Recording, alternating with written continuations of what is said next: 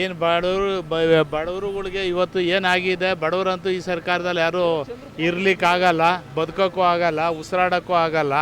ನಿಮಗೆ ಗೊತ್ತಿದ್ದಂಗೆ ಯಾವುದೋ ಒಂದು ಕುಂಟ್ನಪ್ಪ ಹೇಳ್ಕೊಂಡು ಆ ಜಾಗ ಹೊಡಿಬೇಕು, ಆ ಜಾಗ ಬಿಡ್ದಿ ಜಾಗ ರೈತರದನ್ನ ಒಕ್ಕಲೆ ಬುರಿಸಿದ್ರೆ ಅವ್ರಿಗೂ ಸಮಾಧಾನ ಅಂತ ಹೇಳ್ಬಿಟ್ಟು ಈ ನಮ್ಮ ವಾಡ್ರಾ ಇದ್ದಾರಲ್ಲ ಎಂತಾರ ವಾದ್ರಾ, ರಾಬರ್ಟ್ ವಾದ್ರಾ ಅವ್ರಿಗೆ ಮಾಡಿಕೊಡೋಕ್ಕೋಸ್ಕರ ಇಷ್ಟೆಲ್ಲ ಶ್ರಮಪಟ್ಟು ಜನಗಳಿಗೆ ದಂಗೆ ಎಬ್ಬರಿಸಿ ಒಕ್ಕಲೆ ಬರೆಸಿ ಈ ರೀತಿ ಅನ್ಯಾಯ ಮಾಡ್ತಾಯಿದ್ದಾರೆ. ಇದ್ರ ಬಗ್ಗೆ ನಾವು ನಮ್ಮ ಜನಾಂಗಕ್ಕೆ ತೊಂದರೆ ಆಗಬಾರ್ದು, ನಮಗೆ ಕರ್ನಾಟಕದ ರೈತರಿಗೆ ಅನ್ಯಾಯ ಆಗಬಾರ್ದು, ಬಿಡದಿ ರೈತರಿಗೆ ಅಂತ ಹೇಳ್ಬಿಟ್ಟು ನಾವೆಲ್ಲ ಇವತ್ತು ಒಳ್ಳೆಯದಾಗಲಿ ಅಂತ ನಾವೆಲ್ಲ ವಾರ್ಡ್ನವರು 28 ಕ್ಷೇತ್ರದವರು ಬಟ್ ಕರ್ನಾಟಕದಿಂದ ಆದಿಯಾಗಿ ಸುಮಾರು ಜನ ಬಂದಿದ್ದಾರೆ.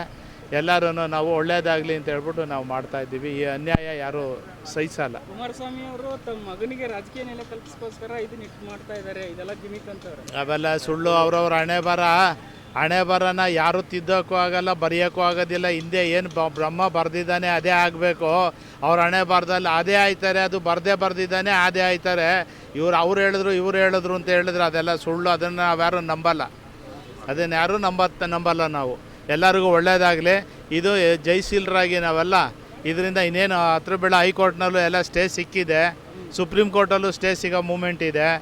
ಆದರೆ ನಮಗೆ ಅದೊಂದೇ ನಮಗೆ ಪುಣ್ಯದ ಕೆಲಸ, ರೈತರನ್ನ ಒಕ್ಕಲೆ ಬರೆಸೋದು ಬೇಡ. ಯಾಕೆ ಅಂತಂದರೆ ಆ ರೈತಾಪಿ ಜನಾಂಗ ಇವತ್ತು ಗೋವುಗಳಿರ್ಬೋದು, ಇಲ್ಲ ನಮ್ಮ ಇವು ಹಿಪ್ನೇರ್ಲೆ ಗಿಡ ಇರ್ಬೋದು, ಅಡಿಕೆ ಸೊಸಿ ಇರ್ಬೋದು, ತೆಂಗಿಂದು ಇರ್ಬೋದು, ಹಲವಾರು ಇದರಲ್ಲಿ ಸುಮಾರು ಒಂದು 9-10 ಸಾವಿರ ಎಕರೆಗಳ್ನ ಜೀವನ ನಂಬ್ಕೊಂಡು ಜೀವನ ಕಟ್ಕೊಂಡಿದ್ದಾರೆ.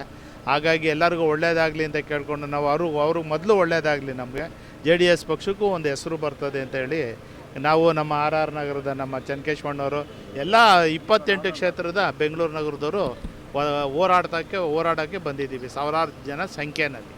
ಸರ್ ತಾವೇನು ಹೇಳ್ತೀರಾ?